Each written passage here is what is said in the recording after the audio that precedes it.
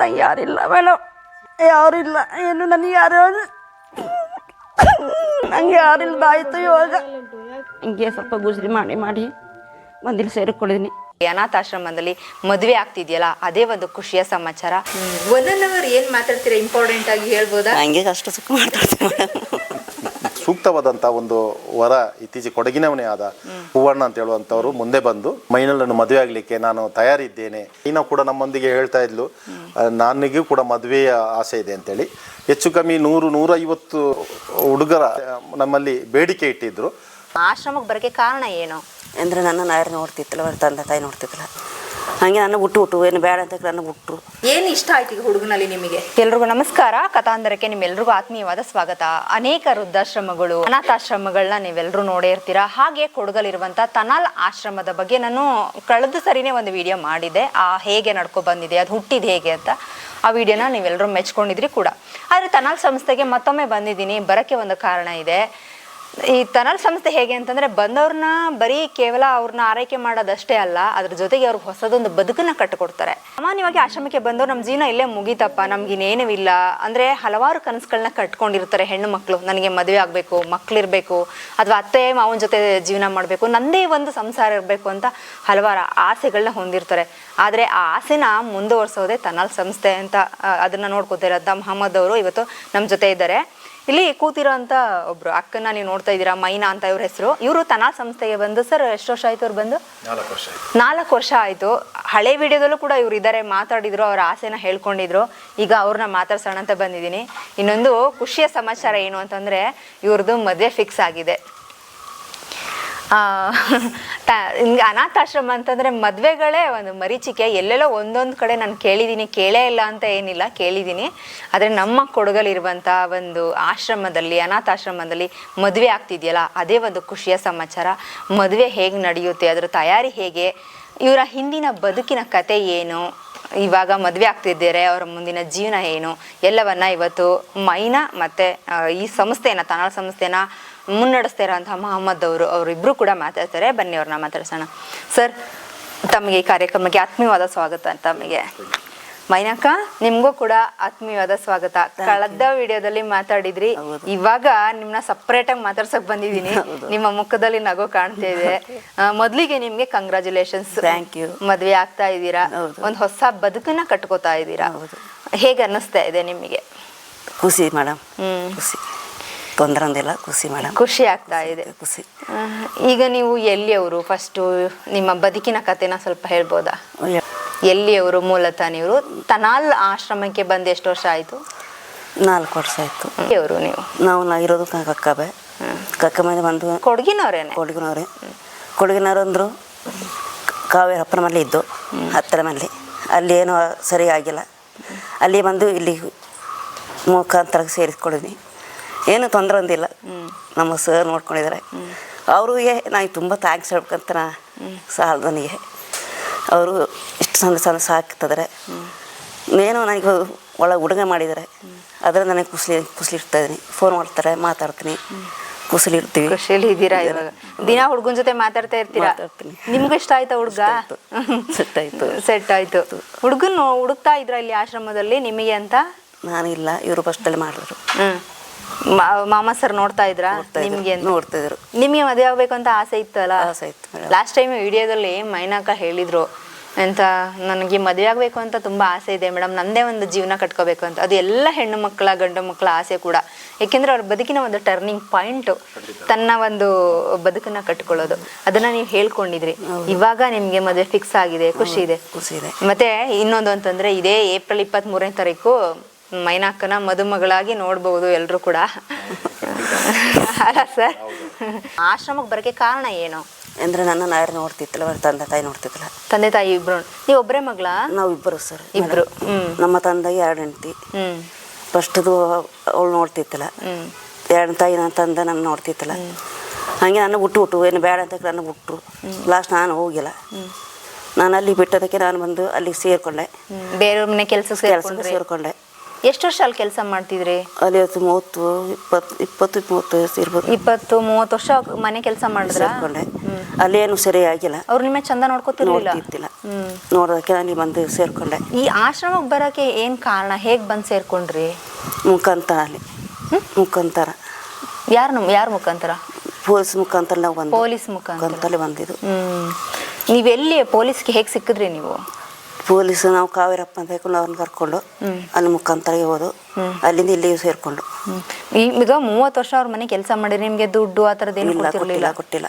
ಸುಮ್ಮನೆ ಅವ್ರ ಮನೆ ದುಡ್ದಿದ್ದು ಕೊಟ್ಟಿಲ್ಲ ಮೇಡಮ್. ಹಂಗಾಗಿ ಮಕ್ಕಳು ಅಜ್ಜಿ ತೀರ್ಕೊಂಡ್ರು, ಆಗ ಮಕ್ಕಳು ದುಡ್ಡು ಹಾಕೊಂಡ್ರು. ದುಡ್ಡು ಹಾಕಿ ಮಕ್ಕಳು ತಾಯಿ ಅಜ್ಜಿ ತೀರ್ಕೊಂಡ್ರು, ಅವರು ದುಡ್ಡು ಹಾಕಿದ್ದಾರೆ. ಅಜ್ಜಿ ತೀರ್ಕೊಂಡ್ಮೇಲೆ ದುಡ್ಡು ಹಾಕಿದ್ರು. ಯಾರಿಗೆ ದುಡ್ಡು ಹಾಕ್ತಿದ್ರು? ಮಕ್ಕಳು, ಕರ್ನಾಟಕದ ಮಕ್ಕಳು ದುಡ್ಡು ಹಾಕಿದ್ರು. ಈಗ ನಿಮ್ಮ ಬದುಕಿಗೆ ಅಂತ ಯಾರು ಏನು ದುಡ್ಡು ಕಾಸು ಕೊಡಲಿಲ್ಲ. ಹಳೆಯ ವಿಷಯ ಏನು ಅಂತಂದ್ರೆ, ಪಾಪ ಅವರು ಚಿಕ್ಕ ವಯಸ್ಸಿಗೆ ಅವರ ತಂದೆಗೆ 2 ಹೆಂಡ್ತಿರು, ಇವ್ರನ್ನ ನೋಡ್ಕೊಳ್ಳಿಲ್ಲ.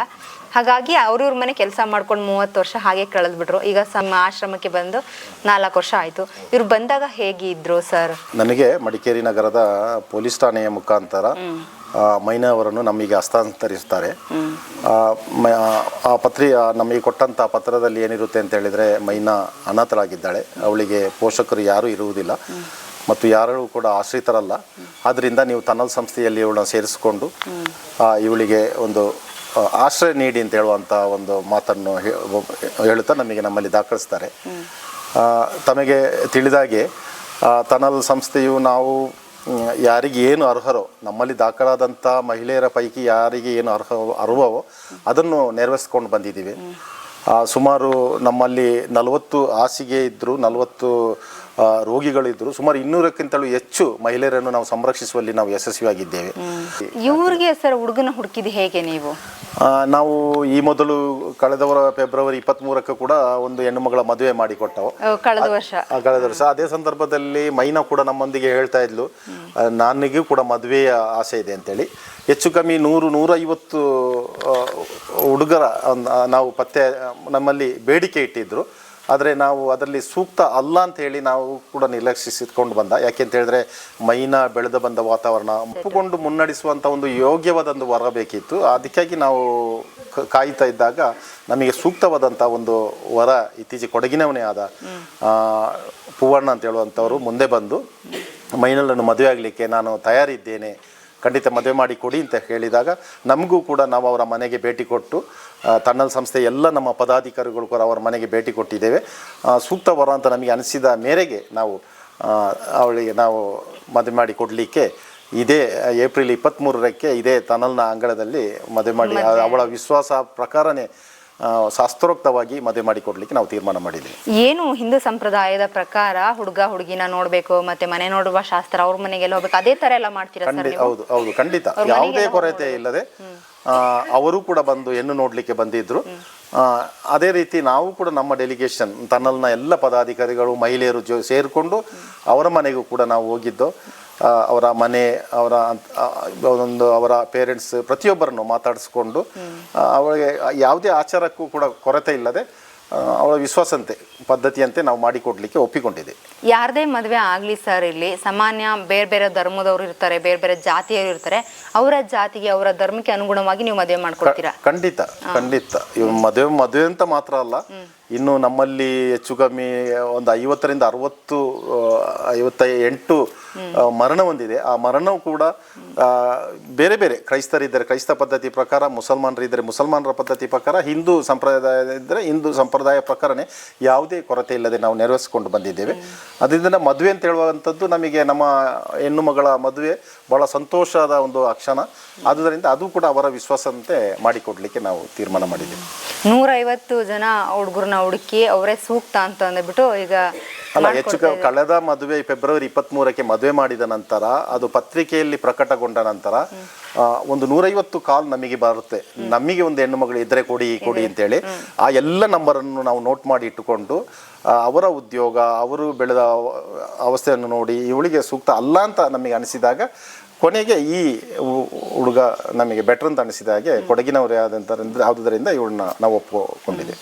ಅಕ್ಕ, ಈಗ ಹೇಳಿ, ಆಶ್ರಮದಲ್ಲಿ ಮದುವೆ ಆಗ್ತಿದೆ, ಸಾಮಾನ್ಯವಾಗಿ ಮನೇಲಿ ಮದುವೆ ಆಗಬೇಕು ಅಂದರೆ ಎಲ್ಲ ನಮ್ಮ ಗುರು ಹಿರಿಯರು ನೆಂಟರಿಷ್ಟರು ಬಂಧು ಬಳಗ ಎಲ್ಲರೂ ಬರಬೇಕು, ಎಲ್ಲರ ಜೊತೆ ಸೇರಿ ನನ್ನ ಮದುವೆ ಮಾಡ್ಬೇಕಂತ ಇರುತ್ತೆ. ನೀವು ಈ ಆಶ್ರಮದಲ್ಲಿ ಮದುವೆ ಆಗ್ತಿದ್ದೀರಾ, ಏನು ಅನ್ನಿಸ್ತಿದೆ ನಿಮಗೆ? ಯಾರು ಇರಬೇಕಾಗಿತ್ತು ಅನ್ಸುತ್ತಾ? ಏನು ಅನ್ನಿಸ್ತಿದೆ ನಿಮಗೆ? ಇಲ್ಲ ಮೇಡಮ್, ನಮಗೆ ಎಲ್ಲರೂ ಸೇರ್ಬೇಕು ಮೇಡಮ್. ಎಲ್ಲರೂ ಸೇರಬೇಕು. ಈಗ ಆಶ್ರಮದಲ್ಲಿ ಮದುವೆ ಆಗ್ತಿದ್ದಾರಿಂದ ಈಗ ಇವರ ನೆಂಟರು ಅವರು ಯಾರಿಗಾರು ಹೇಳಿದ್ದೀರಾ ಸರ್ ಅವ್ರಿಗೆ? ಅವರಿಗೆ ನೆಂಟರು ಅಂತ ಹೇಳುವಂಥದ್ದಿಲ್ಲ. ಅವರು ಬೆಳೆದು ಬಂದಂಥ ಮನೆಯ ಅವರು ಮಕ್ಕಳು ಇಬ್ಬರು ಹುಡುಗರಿದ್ದಾರೆ, ಬ್ರದರ್ಸ್, ಮತ್ತು ಅವರ ತಂದೆ, ಅವರಿಗೆ ನಾವು ಮಾಹಿತಿ ನೀಡಿದ್ದೇವೆ. ಅವರು ಕೂಡ ಬರ್ತಾ ಇದ್ದಾರೆ. ಅವರು ಬರ್ತಾರೆ ಮದುವೆಗೆ. ಖುಷಿ ಇದೆ ನಿಮಗೆ? ಸರಿ, ಹುಡುಗನ ನೋಡಿದಾಗ ನಿಮ್ಗೆ ಏನ್ ಅನ್ನಿಸ್ತು? ನಮಗೆ ಖುಷಿ ಆಯ್ತು ಮೇಡಮ್, ಖುಷಿ ಆಯ್ತು. ಖುಷಿ ಆಯ್ತಾ? ಮದ್ವೆ ಆಗ್ಬೋದು ಅಂತ ನಿಮ್ಮ ಮನ್ಸಿಗೆ ಅನ್ನಿಸ್ತಾ? ಯಾಕೆಂದ್ರೆ ಈಗ ಸರ್ ಸಾಮಾನ್ಯ ಈಗ ನಮ್ಮ ಮನೇಲಿ ನಮ್ಮ ತಂದೆ ತಾಯಿಗಳು ಸಾಮಾನ್ಯವಾಗಿ ಹೇಳ್ತಾರೆ, ಹುಡುಗ ಸಾಕಪ್ಪ, ಕೆಲ್ಸದಲ್ಲಿದ್ದಾರೆ ಅಥವಾ ಜಮೀನ್ ಇದೆ, ಮದ್ವೆ ಆಗ್ಬಿಡು ಅಂತ. ಫಸ್ಟ್ ನಮಗೆ ಒಪ್ಪಿಗೆ ಆಗ್ಬೇಕಲ್ವಾ? ಹಾಗೆ ಸರ್ ಹೇಳಿದ್ರು ಅಂತ ಏನಾರು ಒಪ್ಕೊಂಡಿದ್ದೀರಾ ಅಥವಾ ಇಲ್ಲ ನಿಮ್ಮ ಮನ್ಸಿಗೆ ಇಷ್ಟ ಇದೆಯಾ? ಇಷ್ಟ ಇದೆ ಮೇಡಮ್. ಇಷ್ಟ ಇದೆಯಾ? ಇಷ್ಟ ಇದೆ. ಸರ್ ಸಾಮಾನ್ಯ ಈಗ ಹೆಣ್ಣು ಗಂಡು ನೋಡೋ ತರನೇ ನೋಡಿದ್ರ? ಅದೇ ತರ ಎಲ್ಲ ನಡೆದಿದ್ದು. ಅದ ನಂತರ ಕೂಡ ಒಂದು 3-4 ಬಾರಿ ಅವರು ಭೇಟಿ ಮಾಡಿದ್ದು. ನಾವು ಕೂಡ ಹುಡುಗ ಹುಡುಗಿ ನೋಡುವ ಶಾಸ್ತ್ರದ ನಂತರ ಹುಡುಗ 4-5 ಬಾರಿ ನಮ್ಮ ತನ್ನಲ್ಲಿಗೆ ಆಗಮಿಸಿ, ಅಂದರೆ ಸ್ವಲ್ಪ ಅವರು ಬೆರೀಲಿಕ್ಕೆ, ಅವ್ರಿಗೂ ಮಾತಾಡಲಿ, ಪರಸ್ಪರ ವಿಷಯವನ್ನು ಹಂಚ್ಕೊಳ್ಳಿ, ಏನಾದರೂ ಕುಂದುಕೊರತೆಗಳಿದ್ರೆ ಮೊದಲೇ ಗೊತ್ತಾಗಲಿ ಅಂತ ಹೇಳಿ ನಾವು ಕೂಡ ಅದಕ್ಕೂ ಕೂಡ ಅವಕಾಶ ಮಾಡಿಕೊಟ್ಟು, ಅದರಿಂದ ಹುಡುಗನು ಕೂಡ ಭಾಳ ಸಂತೋಷವಾಗಿದ್ದಾನೆ. ಅವನು ತುಂಬ ಹ್ಯಾಪಿ. ಅದೇ ರೀತಿ ಮೈನಾ ಕೂಡ ತುಂಬ ಹ್ಯಾಪಿ ಆಗಿದ್ದಾಳೆ. ಎಷ್ಟು ದಿನ ಆಯ್ತು ಸರ್ ಮದುವೆ ಸೆಟ್ ಆಗಿ? ಒಂದು 15 ದಿನ ಆಯಿತು. 15 ದಿನದಾಯಿತು. ಈ 15 ದಿನದೊಳಗೆ ನಾವು ಎಲ್ಲ ಶಾಸ್ತ್ರೋಕ್ತವಾಗಿ ಅವಳಿಗೆ ಬೇಕಾದಂಥ ಬಟ್ಟೆ ಬರೆಗಳು, ಅಲಂಕಾರ ವಸ್ತುಗಳಿಂದ ಹಿಡಿದು ಎಲ್ಲ ವ್ಯವಸ್ಥೆಗಳನ್ನು ಕೂಡ ಸಿದ್ಧತೆಯನ್ನು ನಾವು ಏನು ಬೇಕು ಅವರ ಆಚಾರ ವಿಚಾರ ಪ್ರಕಾರ ಅದೇ ರೀತಿ ಯಾವುದು ಕೂಡ ಕೊರತೆ ಇಲ್ಲದೆ, ಅವಳ ತಂದೆ ಅಥವಾ ತಾಯಿ ಅಥವಾ ಅಣ್ಣ ಇದ್ದರೆ ಯಾವ ರೀತಿ ಮದುವೆ ಮಾಡಿಕೊಡಬೇಕಿತ್ತು ಅದನ್ನು ನಾವು ತನ್ನಲ್ ಸಂಸ್ಥೆ ಅದೇ ರೀತಿ ಒಂದು ಕೊರತೆ ಇಲ್ಲದು ಕೂಡ ಬೇಕಾದ್ರೆ ಒಂದು ಹೆಜ್ಜೆ ಮುಂದೆ ಇಟ್ಟುಕೊಂಡು ನಾವು ಮಾಡ್ತಾ ಇದ್ದೀವಿ. ಇದು ವರದಕ್ಷಿಣೆ ಆತರ ಏನಾದ್ರು ಇದೆಯಾ? ಇಲ್ಲ ವರದಕ್ಷಿಣೆ ಆತರ ಏನಿಲ್ಲ. ವರದಕ್ಷಿಣೆ ಇಲ್ಲ. ಬೇಡಿಕೆಗಳು ಏನಾದ್ರು ಇರುತ್ತವಾ? ಹಾಗೇನಿಲ್ಲ. ಸಾಧಾರಣ ಈಗ ಅವಳು ಮದುವೆಯಾಗಿ ಹೋಗ್ತಾ ಇರುವಂತ ಮನೆಯಲ್ಲಿ ಅವರ ಆಚಾರ ಪ್ರಕಾರ ಏನಿತ್ತು, ಅವಳಿಗೆ ಬಟ್ಟೆ ಬರೆಗಳು ಎಷ್ಟು ಬೇಕು ಅದನ್ನೆಲ್ಲ ನಾವು ತಯಾರಾಗಿ ಮಾಡಿದ್ದೇವೆ. ಅಂದ್ರೆ ಒಂದು ತಂದೆ ತಾಯಿಗಳು ಹೇಗೆ ಮದುವೆ ಮಾಡ್ಕೊಡ್ತಾರೋ, ಅಂದ್ರೆ ವರನ ಕಡೆಯವರು ಏನಾದ್ರು ಹೇಳಿದ್ರೆ, ಅಂದ್ರೆ ಇಂಥ ವಸ್ತುಗಳು ಬೇಕು ಅಥವಾ ಹುಡುಗಿಗೆ ಇಂಥದ್ದು ಬೇಕು ಅಂತಂದಾಗ ಆ ತರದ್ದು ಮಾಡುವಂತ ಮಾಡ್ತಾ ಇದ್ದೀರಾ? ಖಂಡಿತವಾಗಿ ಮಾಡ್ತಾ ಇದ್ದೀವಿ. ಯಾವುದು ಕೂಡ ಕೊರತೆ ಬರಬಾರದು ಅಂತ ಹೇಳುವಂಥದ್ದು. ಸರ್, ಮದುವೆ ಮಾಡಾದ್ಮೇಲೆ ಅವರದ ಇನ್ಫಾರ್ಮೇಶನ್ ನಿಮ್ಗೆ ಕಾಂಟ್ಯಾಕ್ಟ್ ಅಲ್ಲಿ ಇರ್ತಾರ? 100%. ಅವಳಿಗೆ ಯಾವತ್ತೂ ಕೂಡ ತವರು ಮನೆ ಇದು. ಅವಳ ಜೀವನದ ಕೊನೆಯವರೆಗೂ ಕೂಡ ತನ್ನಲ್ ಸಂಸ್ಥೆ ಅವಳ ಹಿಂದೆ ಇರುತ್ತೆ ಅಂತ ಹೇಳೋದಕ್ಕೆ ಇಚ್ಛೆ ಪಡ್ತಾ ಇದ್ದೀನಿ. ಈಗ ಕಳೆದ ವರ್ಷ ಫೆಬ್ರವರಿ ಕೂಡ ಒಂದು ಮದುವೆ ಮಾಡಿದ್ರೆ, ಈಗಲೂ ಅವ್ರು ಕಾಂಟ್ಯಾಕ್ಟ್ ಅಲ್ಲಿ ಇದ್ದಾರೆ. ತಾಯಿಗಳ ತರನೇ ನೀವು ನೋಡ್ತಾ ಇರೋದ್ರಿಂದ ನಾನು ನಿಮ್ಮ ಮಾತನ್ನ ಕೇಳ್ದೆ. ತಾಯಿ ತಂದೆ ಅವರೇನಾ? ಕಳೆದ ವಿಡಿಯೋದಲ್ಲೂ ನೀವು ಹೇಳಿದ್ರಿ ಇವರೇ ತಾಯಿ ತಂದೆ ನಮಗೆ. ಹೌದು ಮೇಡಮ್, ಅವರೇ ತಾಯಿ ಅವರೇ ತಂದೆ ನಮಗೆ. ಅಂದ್ರೆ ಎಲ್ಲಾನ ಬಿಟ್ಟು ಬಂದವ್ರಿಗೆ ನಮ್ಮ ಆಶ್ರಮದಲ್ಲಿ ಯಾರು ನಮ್ಗೆ ಆಶ್ರಯ ಕೊಡ್ತಾರೋ ಅವರೇ ತಂದೆ ತಾಯಿಗಳಾಗ್ತಾರೆ. ಹಾಗೆ ಮೊಹಮ್ಮದ್ ಸರ್ ಮೈನಾ ಅವ್ರಿಗೆ ತಂದೆ ತಾಯಿ ಎಲ್ಲ ಅವರೇ ಅಂತ ಹೇಳ್ತಾರೆ ಅವರು. ಈಗ ಹುಡುಗನ ಜೊತೆ ಎಲ್ಲ ಮಾತಾಡ್ತಾ ಇದ್ದೀರಾ? ಮಾತಾಡ್ತೀವಿ. ಎಷ್ಟೋ ತನಕ ಮಾತಾಡ್ತೀರಾ? 1 ಗಂಟೆ. ಎವ್ರಿ ಡೇ 1 ಅವರ್ ಮಾತಾಡ್ತಾರೆ. ಈಗ ಏನ್ ಮಾತಾಡಿದ್ರಿ ಅಂತ ಯಾಕೆಂದ್ರೆ ಎಲ್ಲ ಹುಡುಗ ಹುಡುಗಿರು ಮಾತಾಡೋ ತರ ಮಾತಾಡ್ಕೊಂಡಿರ್ತಾರೆ. ಖುಷಿಯಾಗಿದ್ದೀರಾ? ನಿಮ್ಮ ಎಲ್ಲವನ್ನು ಹೇಳ್ಕೊಂಡಿದ್ದೀರಾ, ಅವರು ಕೂಡ ಹೇಳ್ತಾರೆ ನಿಮ್ಗೆಲ್ಲವನ್ನ. ಏನ್ ಇಷ್ಟ ಆಯ್ತು ಈಗ ಹುಡುಗನಲ್ಲಿ ನಿಮಗೆ? ಏನು ಹುಡುಗನ ಒಟ್ಟು ಖುಷಿ ಆಯ್ತು ಮೇಡಮ್. ಹುಡುಗನೇ ಒಟ್ಟು ಖುಷಿ ಆಯ್ತು ಅಂತ ಗೊತ್ತಿಲ್ಲ. ಯಾವ ಕನ್ನಡದಲ್ಲಿ ಮಾತಾಡ್ತೀರಾ? ಕೂರ್ಗಿಸ್ಲೆ. ನಿಮ್ಗೂ ಕೂರ್ಗಿಸ್ ಬರುತ್ತೆ? ಖುಷಿ. ನೀವು ಅವ್ರ ಮನೆ ನೋಡಿದೀರಾ? ಹುಡುಗನ ಮನೆ? ಇಲ್ಲ, ನೋಡಿಲ್ಲ. ಆತರ ನೋಡುವಂತ ಪದ್ಧತಿ ಇಲ್ಲ. ಮದುವೆ ಆದ್ಮೇಲೆನೆ ಎಲ್ಲ ಮನೆಯವರು ನೋಡಿ ಆದ್ಮೇಲೆ ಮದುವೆ ಆದ್ಮೇಲೆನೆ ನೋಡಕ್ಕೆ ಸಾಧ್ಯ. ಆಗ ಈ ತಿಂಗಳು 23ನೇ ತಾರೀಕು ಯಾವಾಗಪ್ಪ ಬರುತ್ತೆ ಅಂತ ವೆಯ್ಟ್ ಮಾಡ್ತಿದ್ದಾರೆ ನಮ್ಮ ಮೈನಾಕ. ಮದ್ವೆ ಅಂತ ಅನ್ನೋದು ಒಂದು ಕನ್ಸಲ್ವಾ? ಹಾಗಾಗಿ ಈಗ ಮದ್ವೆ ಆಗಿ ಹೋದ್ರೆ ಮತ್ತೆ ಸಂಸ್ಥೆಗೆ ಬರ್ತೀರಾ? ಬರ್ತೀವಿ ಬಿಡಕ್ಕೆ. ಇಲ್ಲ ಬರ್ತೀವಿ ಮೇಡಮ್. ಬರ್ತೀವಿ ಮೇಡಮ್. ಬುಡಕ್ಕೆ ಹಾಕಿಲ್ಲ ಅಮ್ಮ, ಬುಡಕ್ಕೆ ಹಾಕಿಲ್ಲ ಮೇಡಮ್. ಮನೆ ಬರ್ತೀವಿ. ಬರ್ತೀವಿ. 1 ಅವರ್ ಏನ್ ಮಾತಾಡ್ತೀರಾ? ಇಂಪಾರ್ಟೆಂಟ್ ಆಗಿ ಹೇಳ್ಬೋದಾ? ಹಂಗೆ ಕಷ್ಟ ಸುಖ ಮಾತಾಡ್ತೀವಿ ಮೇಡಮ್. ಕಷ್ಟ ಸುಖ ಏನ್ ಕಷ್ಟ ಸುಖ? ಮಾಮೂಲಿ ಇರ್ತಲ್ಲ ಮೇಡಮ್, ಮಾಮೂಲಿ ಇರ್ತದ. ನಿಜವಾಗ್ಲೂ ಲಾಸ್ಟ್ ಟೈಮ್ ನಾನು ಇವ್ರದ್ದು ವಿಡಿಯೋ ಮಾಡಿದ್ದೀನಿ ನೋಡಿ, ಅವ್ರು ಎಷ್ಟು ಕಣ್ಣೀರು ಹಾಕಿದ್ದಾರೆ ಅಂತಂದರೆ, ನನಗೆ ಯಾರೂ ಇಲ್ಲ ಮೇಡಮ್, ನನಗೆ ಇಲ್ಲೇ ಬಂದು ಸೇರ್ಕೊಂಡ್ಬಿಟ್ಟಿದ್ದೀನಿ, ನನಗೆ ಇನ್ಯಾರೂ ಇಲ್ಲ, ನನ್ಗೆ ಯಾಕೆ ಈ ಥರ ಪರಿಸ್ಥಿತಿ, ನಾನು ಅಲ್ಲಿ ಇಲ್ಲಿ ಚಿಂದಿ ಎಲ್ಲ ಆರಿಸ್ಕೊಂಡಿದ್ದೆ, ತುಂಬ ಹತ್ತಿದ್ರು. ಇವಾಗ ಅವ್ರ ಮುಖದಲ್ಲಿ ನಗು ಇದೆಯಲ್ಲ, ಎಷ್ಟು ಕೊಟ್ರು ಸಿಗಲ್ಲ. ಇದಕ್ಕೆ ಕಾರಣನ ನಮ್ಮ ಮೊಹಮ್ಮದ್ ಸರ್. ಪಾಪ ಎಷ್ಟೋ ಹೆಣ್ಣು ಮಕ್ಕಳ, ಎಷ್ಟೋ ಒಂಥ ವೃದ್ಧರ ಬಾಳಿಗೆ ಬೆಳಕಾಗಿರೋಂಥವ್ರು. ಪಾಪ ಅವರು ಇಲ್ಲ ಆಯ್ತು ನಮ್ಗೇನಕ್ಕೆ ಬೇಕು, ಹೆಂಗೋ ಅನಾಥ ಆಶ್ರಮ ನಡ್ಕೊಂಡು ಹೋಗ್ತಿದೆ ಅನ್ಬೋದು ಸರ್. ಅಂಥದ್ರಲ್ಲಿ ನೀವು ಇಂಥವ್ರಿಗೆಲ್ಲ ಒಂದು ಜೀವನಕ್ಕೆ ದಾರಿಯಾಗಿದ್ರಲ್ಲ, ನಿಜವಾಗ್ಲೂ ನಿಮ್ಗೆ ದೊಡ್ಡ ಧನ್ಯವಾದಗಳು ಸರ್. ನಾನೊಬ್ಬನೇ ಅಲ್ಲ, ಎಲ್ಲಾ ಪದಾಧಿಕಾರಿಗಳು ಎಲ್ಲರೂ ಇದ್ದಾರೆ, ಸಹಕಾರ ಇದೆ. ನನಗೆ ಅವರ ನಗುನೇ ಬಹಳ ಖುಷಿ ಆಯ್ತು. ಅಕ್ಕ, ನಿಮ್ಮ ಮುಂದಿನ ಜೀವನ ತುಂಬ ಚೆನ್ನಾಗಿರಲಿ, ಈ ನಗು ನಿಮ್ಮ ಮುಖದಲ್ಲಿ ಯಾವಾಗಲೂ ಶಾಶ್ವತವಾಗಿರಲಿ. ಲಾಸ್ಟ್ ಟೈಮು ನೀವು ಹತ್ತಾಗ ನನ್ನ ಮನೆಗೆ ಹೋಗಿ ಅದು ಎಡಿಟ್ ಮಾಡೋಕ್ಕೆ ನಂಗೆ ಆಗ್ತಿಲ್ಲ. ನಾನು ಹತ್ತಿದ್ದೀನಿ ಆ ಎಡಿಟ್ ಮಾಡಬೇಕಾದ್ರೆ, ಅಷ್ಟು ದುಃಖ ಆಯಿತು. ಈ ಥರದೊಂದು ಖುಷಿ ಸಮಾಚಾರ ಹಂಚ್ಕೊಳಕ್ಕಿದೆಯಲ್ಲ, ಅದು ನಿಜವಾಗ್ಲೂ ಒಂದು ಸಮಾಜಕ್ಕೆ, ಈ ವ್ಯವಸ್ಥೆಗೆ ಒಂದು ಮಾದರಿ. ನಿಮ್ಮ ಮುಖದಲ್ಲಿ ನಗು ಇದೆ, ನಿಮ್ಗೊಂದು ಹೊಸ ಬದುಕು ಸಿಗ್ತಾ ಇದೆ, ಹೊಸ ಜೀವನನ ಪ್ರಾರಂಭ ಮಾಡ್ತಾ ಇದ್ದೀರಾ. ನಿಮ್ಮ ಮುಂದಿನ ಬದುಕು ತುಂಬ ಚೆನ್ನಾಗಿರಲಿ ಅಕ್ಕ. ಈ ಎಲ್ಲ ಕಷ್ಟಗಳನ್ನ ಮರೀರಿ, ಇನ್ನು ಸುಖವಾಗಿರಿ ನಿಮ್ಮ ಜೀವನ. ಧನ್ಯವಾದಗಳು ನಿಮಗೆ.